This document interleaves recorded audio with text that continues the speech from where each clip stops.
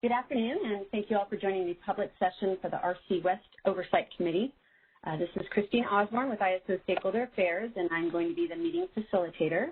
Also, we have Committee Chair Ben Brandt from Idaho Power and Vice Chair Chris Hoffman from Salt River. They are also on the line. So the presentation for this meeting was posted on the RC West webpage on ISO's website. We are also recording the meeting. We will post the video file at that same location, so that should be available by early next week. Just a reminder that these recordings are for informational purposes only and should not be reprinted without the permission from RC West. So let me go through the agenda. So we're going to start off with roll call. Chair Brandt will take roll of the members. Tim Beach is going to cover the general RC operations update. Kathy Fernandez will go over updates to the RC procedures since our last committee meeting in February. Rachel Lucas will provide an overview of the Q1 2021 RC metrics. And Tim Beach, Tricia Johnstone, and Rachel Lucas will provide updates on the latest data exchange, power system restoration, and real-time operations working group activities. We will take questions from the committee members after each topic is presented. And then there will be an opportunity at the end of the presentation for public comments, and we'll provide instructions with how to raise your hand at that time. But before I turn it over to Chair Brandt for roll call, I do want to take a moment to acknowledge Didi Sabaki in his new role at the ISO as Vice President of System Operations. Didi is on the line. He would like to say a few words to the group before we start the meeting. So Didi, I'll go ahead and turn it over to you. All right. Thank you, Christina. Good afternoon, everybody. So thank you for the opportunity and the time provided to me. I thought that I would like to just take 2, maybe 3 minutes to reintroduce myself. So my name is Didi Subakti, and last week I was just appointed newly as a new Vice President of System Operations here at the California ISO. In this new capacity, I'm actually currently responsible for all aspects of the California ISO grid operations, which includes the BA function, the Balancing Area Authority area function, the TOP, which is the transmission operations, the transmission service providers, as well as the reliability coordination, the RC West function. In addition to that, I am also responsible for the settlement, invoicing, billing for all our reliability and market services here in California ISO. So like I mentioned, it's new. So up until 2 weeks ago, I have been responsible for the operation engineering services here in the California ISO, where I was directors in that group. I spent about 10 years here in California ISO, but really before that, I spent most of my years in the Midwest. So I was working for the power pool there in Minnesota, which is the Mid-Continent Area Power Pool, and then MISO for the most part, and then OETI, but all of those different capacity, but all around operation. As you may know, I have been involved in this RC West, in the startup of the RC West, which includes the transition to the multiple RC paradigm in the Western connections. And I just want to share that I will continue to be supportive of the good work that we all have been doing here in this RC West Oversight Committee and its working groups. I have been involved with that, and I truly believe in the good works that the working groups and the committee have been doing. So I will continue to support that. I will continue to work in fostering good coordinations. I do believe a very, very important role having a good coordinations in the Western interconnections, working with the BAs, the TOPs, the neighboring RCs, WEC, YRAP, and different regulatory bodies in the Western states, all towards the common goals of reliability in the Western connections. It's a big, giant engine that we have to work together in the good coordinations. Anyway, I will not spend more time, so I'll stop here and see if there is any questions or any comments. If you need anything, feel free to reach out to me. Again, just thank you for your time, and I look forward to continuing the good work that we all have been doing. Thanks, Christina. Yeah, no problem. So there was a message from Brian Colleen. He said, congratulations, Didi. We appreciate all the hard work that you have done on our behalf. So that was a nice message. You. But, yeah. Any questions for Didi from the committee? And just a reminder to the committee members, if you dialed into the participant line, if you can actually either raise your hand and the operator can open your phone line or dial back in using the speaker access code that I provided in the Outlook meeting invite, because we are going to be taking roll, and so we just want to make sure that your line is open during that time. So, Diana, do we have anybody in the queue? Again, press pound 2 to raise your hand if you're a committee member. There is no one in the queue. Okay. So, and also a reminder to the people that are on speaker line, there's a little background noise, so just make sure you manually mute your line unless you're planning to speak. So, Chair Brandt, I'm going to go ahead and open up the roster, and then we can go through roll.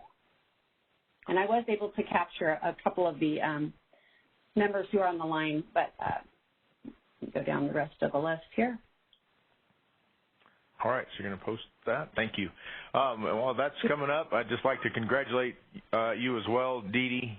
You've just provided tremendous value in your most recent roles, and it's been a pleasure to work with you, and I'm sure that will continue. So we look forward to the value that you'll continue to bring as we go forward. So good luck, and we look forward to seeing what you do in your new role. Thank you. All right, roll call. Yeah. I'll skip the ones that have X's. So we only need one representative from each entity. So once somebody has mentioned that the representative for that entity is on the line, you can just be assured I will quickly move to the next one. So we don't, not trying to leave you out, but we only need one, and we want to get through this as quickly as possible.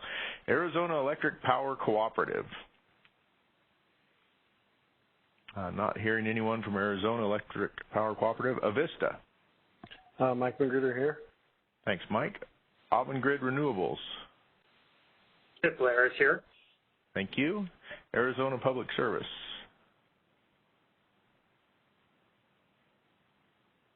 Not hearing anyone from APS. Bank. Jim was going to try to join, but he had a conflict, so I'm not sure if he's going to make the public meeting. All right. Hey, Ben, we've got Mike Ford on from APS. He just texted me.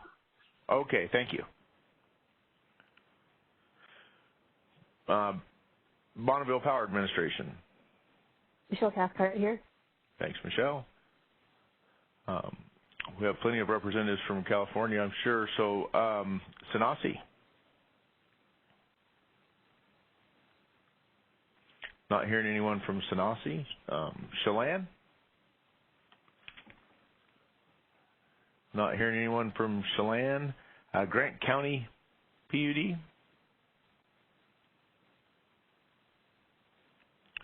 Not hearing anyone from Grant County. Imperial Irrigation District. Hetchy, thanks. Oh, yeah, I skipped one. Thank you. Yes, Brian Collins here from Hetchy. Thank you, Brian.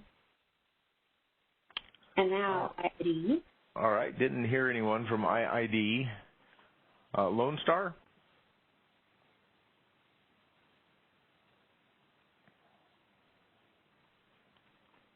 Not hearing anyone from Lone Star. Los Angeles Department of Water and Power.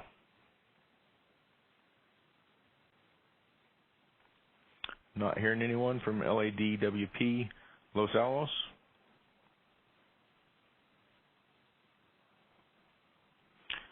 Not hearing anyone from Los Alamos. Modesto Irrigation District.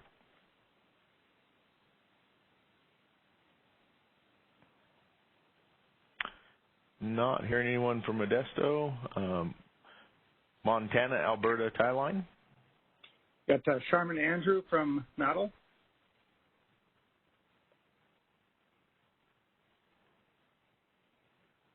Thank you. Nature Inner Power Watch. Nature Inner Power Watch and Wind Watch are here. Thank you. Northwestern. Patrick Powers. Thanks, Patrick. NB Energy. Not hearing anyone from NV. Oh, Hey, Ben, we've got Matt on from IID as well. It looks like there may be some issues on the phone line, and someone from Grant is present as well, and Toxie from Modesto. Okay, yep, I see those just scrolling through there.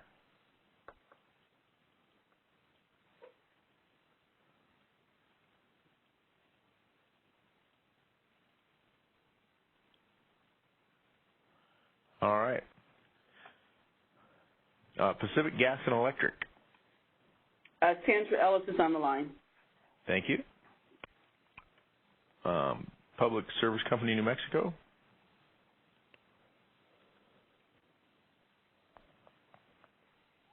I'm not hearing anyone from PNM. Puget Sound Energy. Yeah, Evan Sorrell is here. Thanks, Evan. Seattle City Light.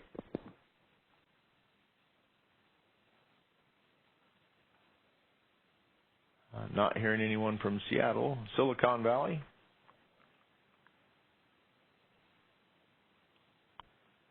Not hearing anyone from Silicon Valley. SMUD.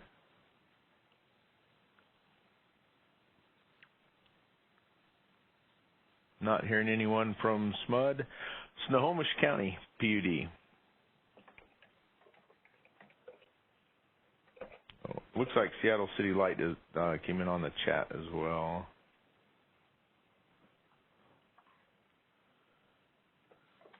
Okay, not hearing anyone from Snohomish. Tacoma Power. John Nuremberg from Tacoma Power is here. Thanks, John. Trans-Bay Cable.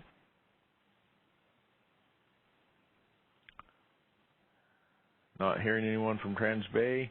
Tri-State.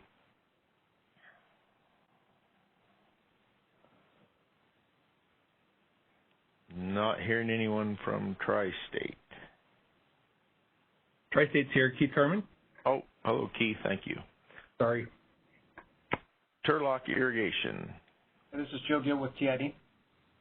Thank you. Valley Electric Association. This is Emily Schneider from Valley Electric. Thank you. That completes our list there. I suppose, Christina, you guys have cleared up all the ones who came in on the chat. Yeah, I'll go through and check it. Yeah, we definitely have a quorum. So. This is Jeff Heminger from Douglas PUD. I don't think you called Douglas. I think you are correct. I think I must have skipped that one. Thanks, Jeff. Thank you. Got it. Yeah. Hold on one second. Let me just mark them as present, and then we can go to the presentation.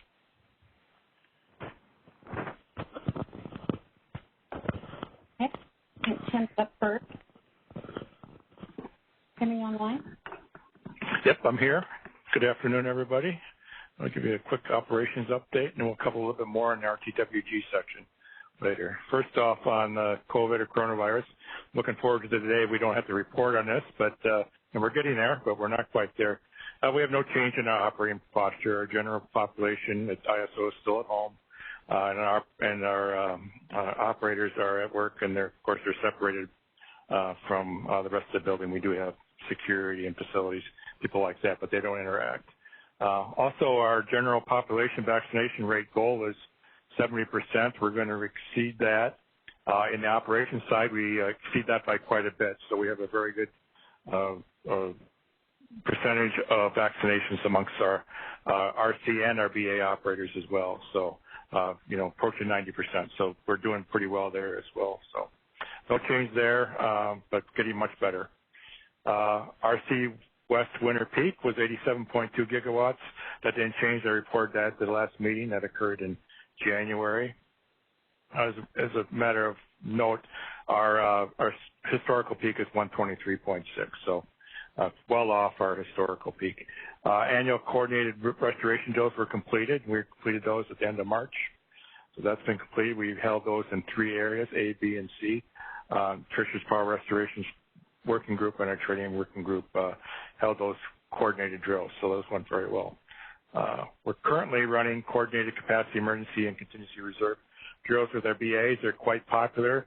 We now have BAs coming back after their first instance or requesting multiple instances of those drills so they can run all their, or a good portion of their operating staff through that capacity reserve or capacity emergency and contingency reserve drill with our RCs. So it's very good. I've sat and listened to one last week with Seattle City and Light. It was a great drill, good conversation. It was very well run by the teams involved. So appreciate that. We also completed our summer readiness webinars with our balancing areas, transmission operators, and adjacent reliability coordinators. So we went through and gave a sort of a summer outlook of what we're expecting this summer and reached some conclusions, that type of thing. So it was a very worthwhile effort. It's the first year we've run those. I think it's the first year any of the RCs have done it.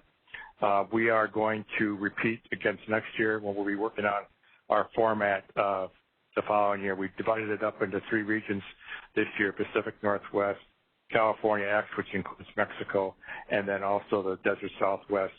I feel we can probably either get that into 2 or 1 large meeting based on the just the way those meetings went. So the RTWG will be working on that later this year to prep the format for 2022.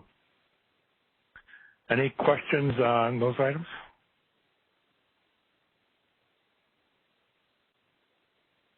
Okay, thank you. Okay, so we have Kathy Fernandez up yet to provide an update on the procedures. Hi, this is Kathy Fernandez.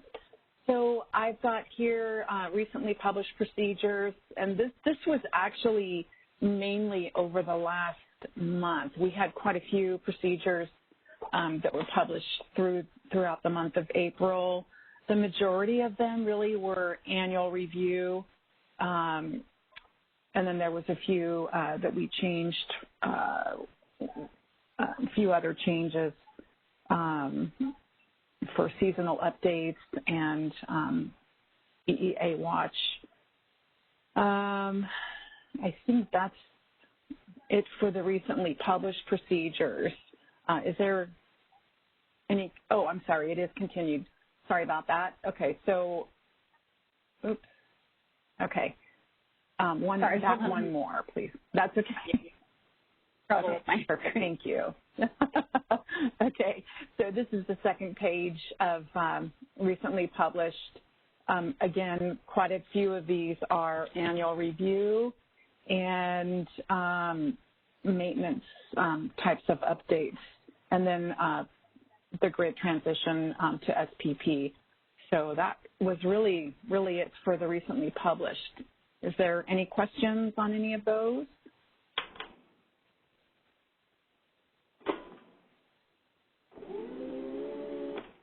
Okay, so in the next slide here, I've got upcoming procedure updates. They're all either in coordination with external parties, and the majority internal coordination, rather it's out for review or training with RCs. Nothing really major going on here other than the RC 9010, RC 310 and 310B. I believe that Samson's going to be talking about these in his portion a little bit later here regarding the U.S. FMP, and then a couple of annual reviews. Kathy, Tim here. Yes. Sorry to interrupt. Those No. We actually reviewed those sections with the RTWG group last week, so that may be okay. Yeah, I wasn't sure if he was going to be speaking again about that or not. So okay, I guess we're good with that then. And that is all I've got. And these are the upcoming within the next should be within the next month or so, other than random updates that might be coming up. Is there any question regarding any of these?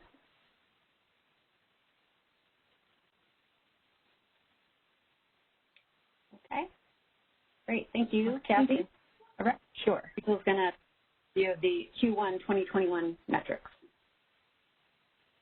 Hello, good afternoon. Thanks for the introduction, Christina. So my name is Rachel Lucas, and I'm going to be presenting the RC metrics for Q1.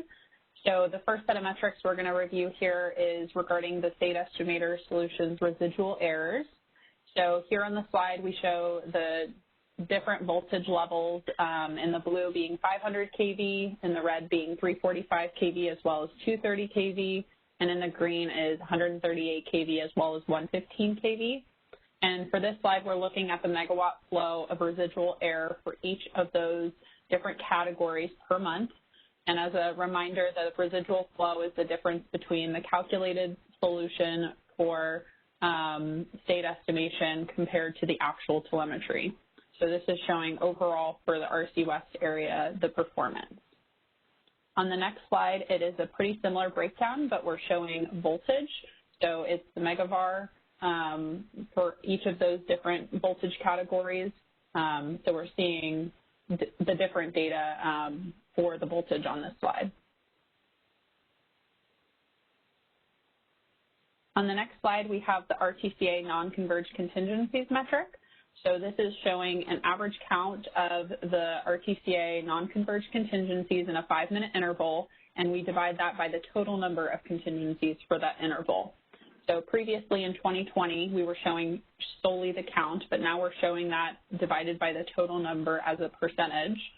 So as a note, there's over 8,500 contingencies solved in every solution, which is why we're seeing such a small percentage here, but we're showing that data monthly. Are there any questions about the metrics that I've covered so far?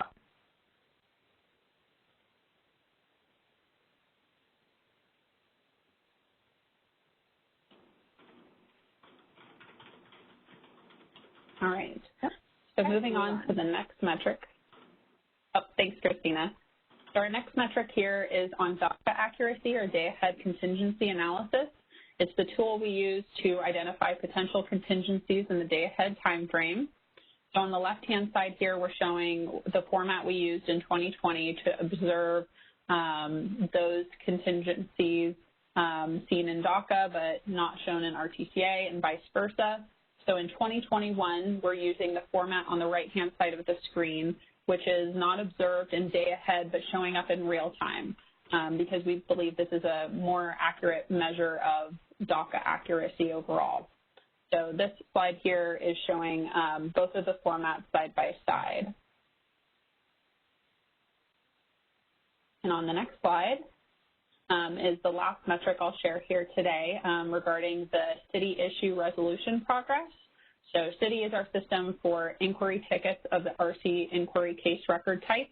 So we're showing by month those that were opened, those that were closed, the average business days with the ISO support, as well as the overall ticket time, average business days to close, with a business day being 9 hours.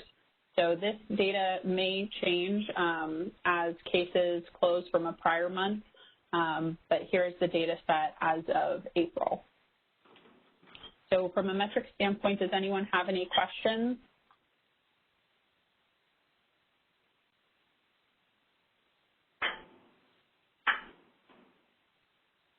Thank you, Rachel.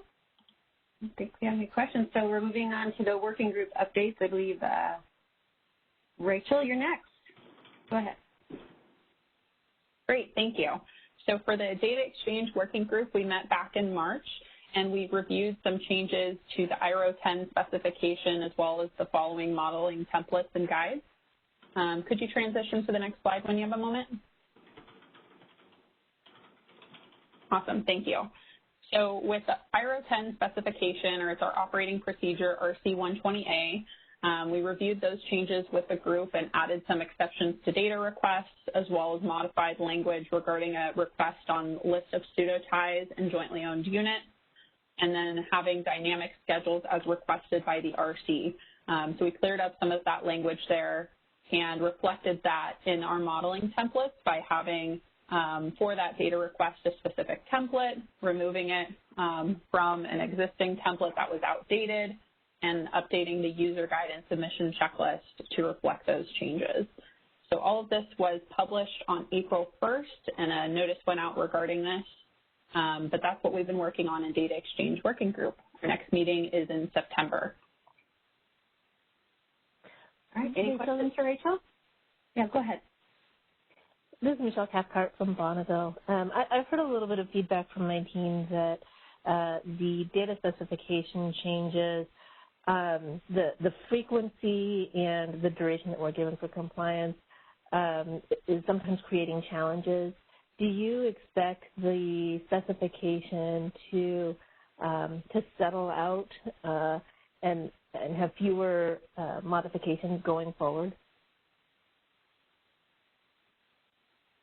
Hi, Michelle. That's a great question. So we have received that feedback, and that's why we have been limiting the discussions of data specification updates to be once or twice a year, just trying to limit those changes to be either annually or twice a year.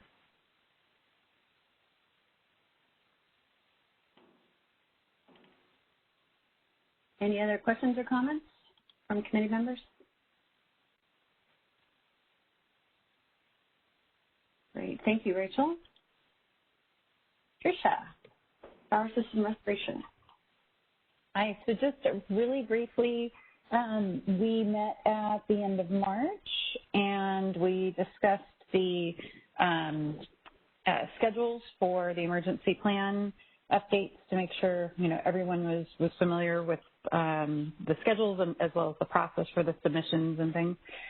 We also had asked the group to provide topics for discussion, and I'd like to give some kudos to Dan Goodrich from BPA. He actually gave us some really good topics for discussion that were good, kind of TOP to TOP type discussions regarding, is anybody conducting physical drills related to black start testing, things like picking up load, energizing lines, synchronizing on the system and things. So that was a really good discussion for the group.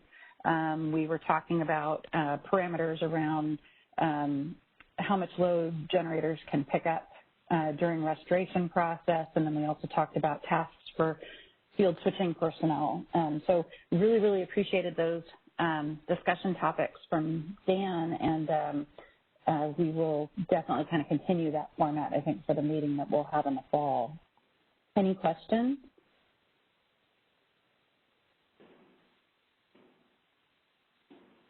Okay, thanks, Christina.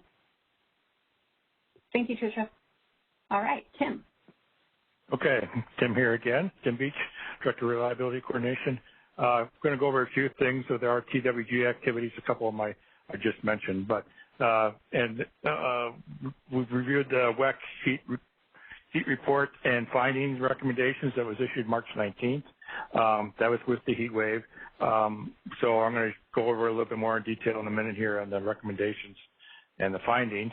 With that, we did that with the RTWG last week. I mentioned the webinars. We held those as well as the reserve drills.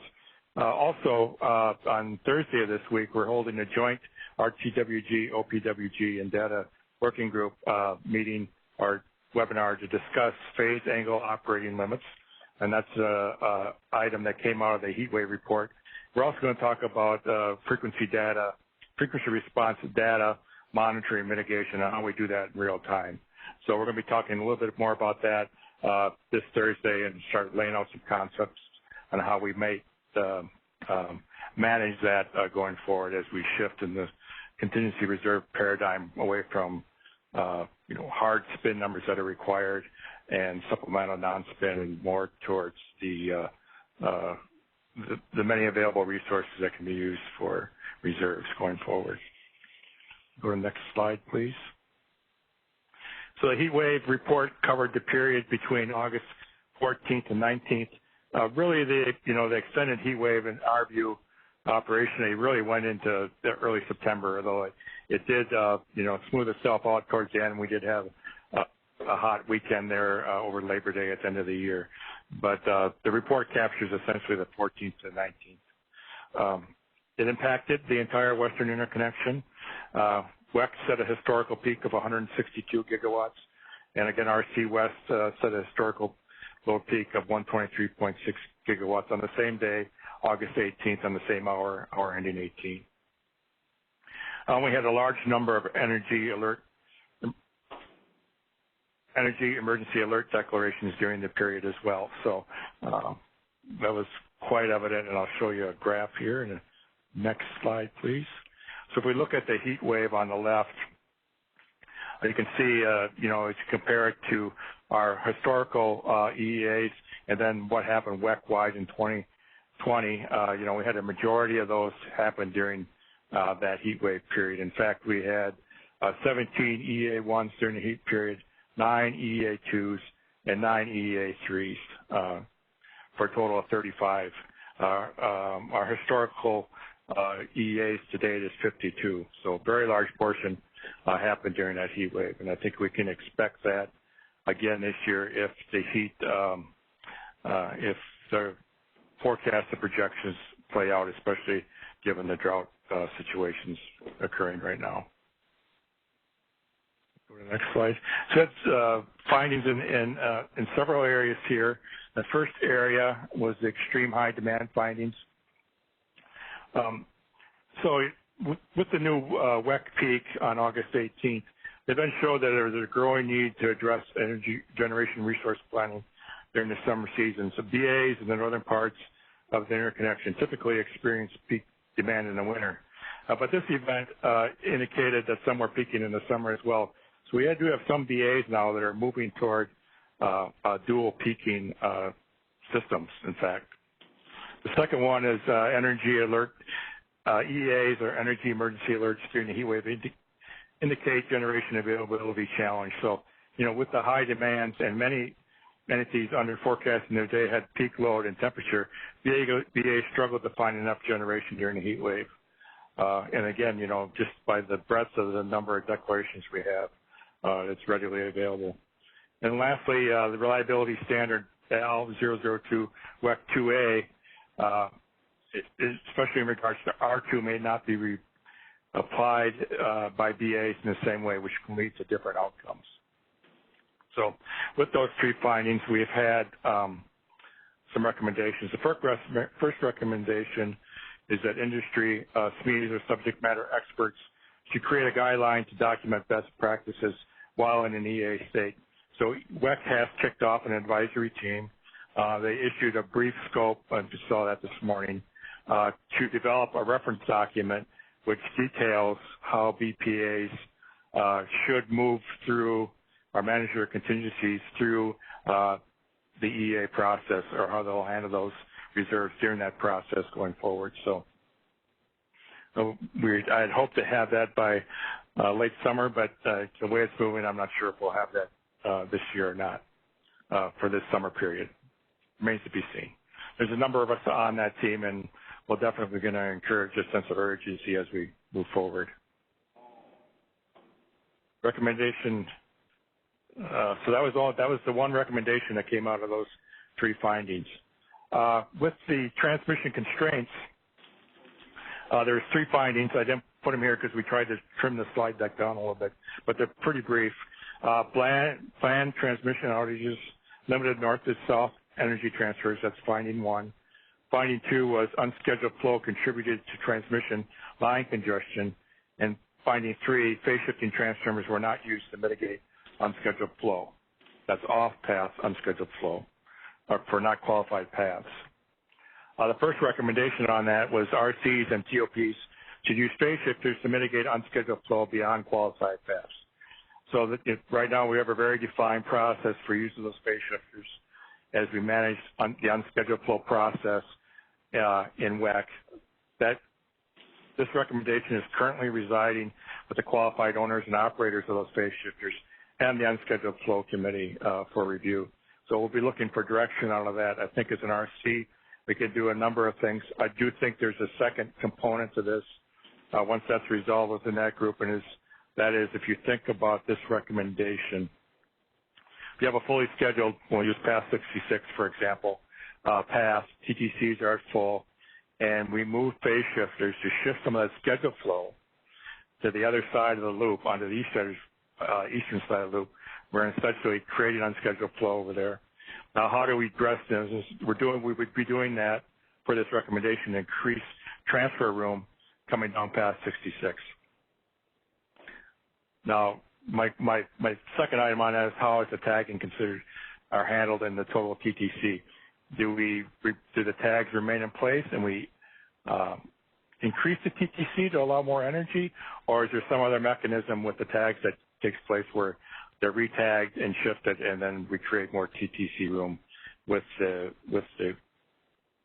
current TTC level that's on that flow gauge? So I think there's a tagging element to this as well that will have to be understood, so all expectations can be met going forward to fully utilize this recommendation. Any questions on that recommendation?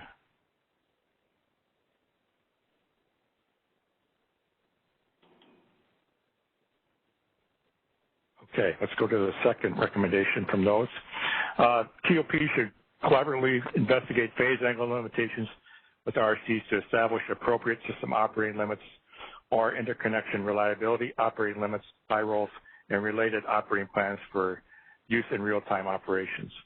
So the status is that the RC West and OPWG are developing a phase angle system operating limit, SOL, and we're holding a joint meeting on the 20th again to discuss that with the larger group.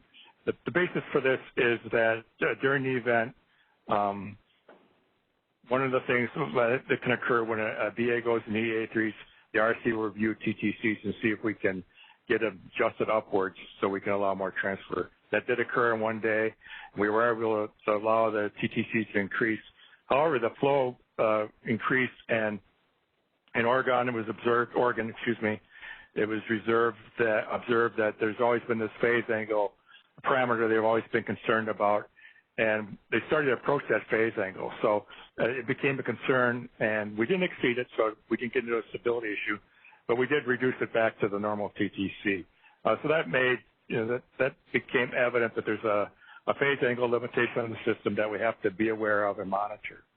So we haven't previously done that, so going forward, we're trying to incorporate that into our operating plan and make sure we are respecting those phase angle limitations as they are identified within the system. So we'll be talking about that again here on Thursday, May 20th with OPWG.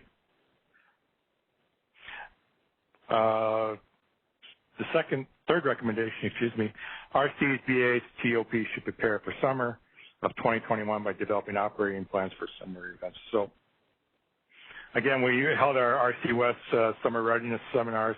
With those seminars, we did surveys of our BAs and TOPs and asked about how managing contingency reserves, what they're forecasting for peak load, what their wildfire risks were they felt at the time, demand response management activities, that type of thing. We incorporate that into the summer readiness seminars, just a discussion on that, and we reached a conclusion on it as well.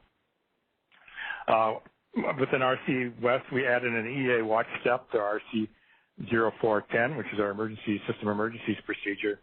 That EA watch step is meant to be used by BAs at their request in the day ahead time frame typically, so being D1, D2, D3, D4 are out whenever they identify and they feel they need to notice that they will be challenged in capacity on a day in the future.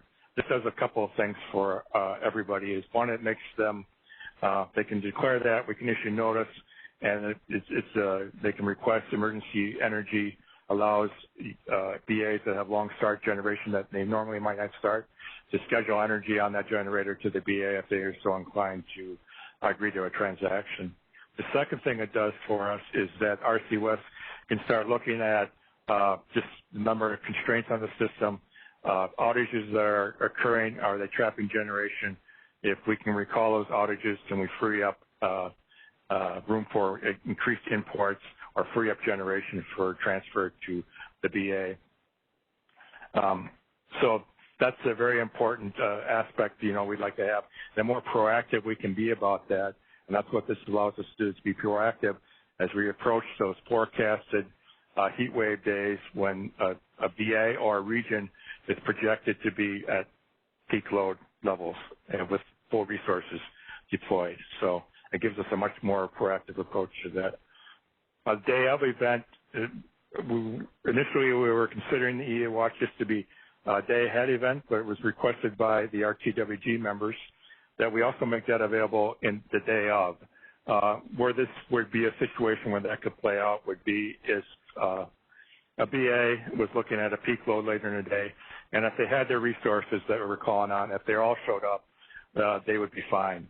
But however, they may be waiting for a generator to come online at noon or a key line to come in to increase import. They would maybe issue a watch saying, hey, we look good, but if these two events don't happen, or this piece of equipment doesn't come back into service, or this generator does not start, then we could be in elevated EA1 or 2 or 3 later in the day. So it gives us, again, it's given us a proactive approach. We can really key on what the key element is they need to make their resource plan whole for the peak hour of the day. So it's another proactive, approach to that.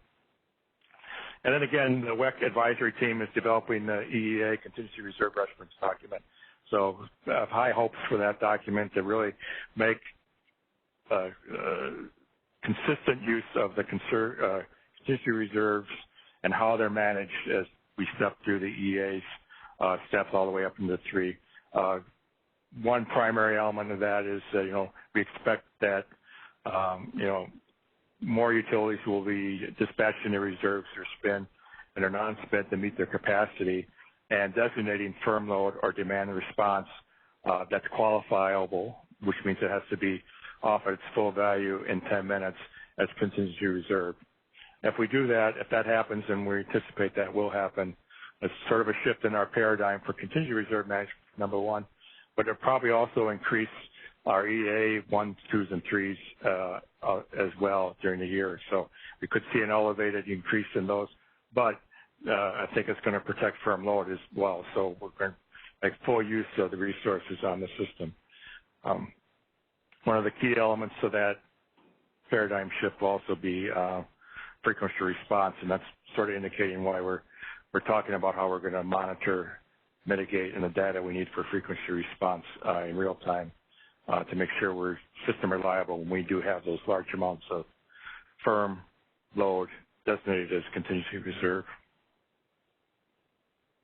Any questions on those 3 recommendations?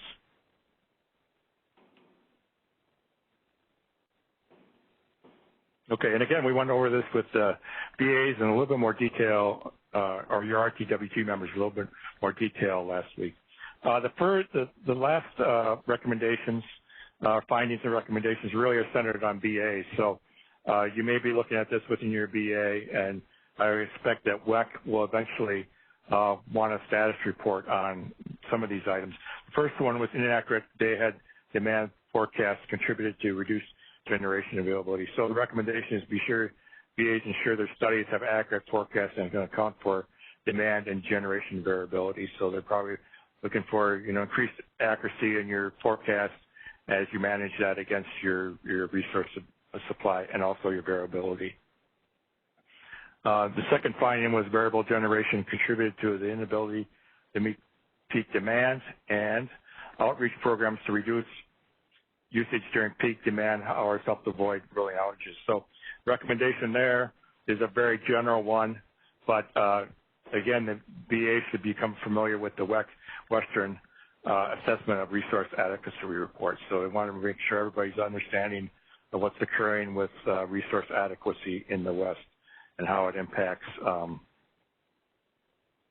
these energy emergencies that we have during heat waves.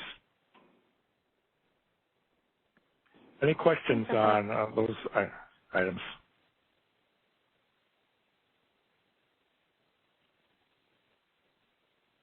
Okay. Again, the WEC heat wave report is published. It is available to the public, and you can get it off the WEC website. So it's available for use, for review. Thank you, Tim. I think that's all we have for the updates. Ben and Chris, do you guys have any questions, or any of the members? I don't have any questions, Christina. I don't either, Christina. Thank you. Sure. So any future agenda items that you'd like to bring to suggest? Anyone, any of the members? for the next meeting on August 10th?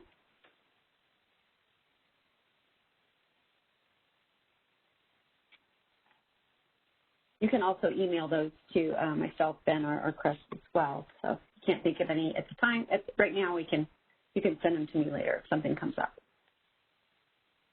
All right, so let's just check to see if we have any comments from the public. If you can raise your hand by pressing #2, we please ask that you identify yourself before asking your question or making your comment. So Diana, if you can let me know if anybody enters the queue, again, press #2 to raise your hand.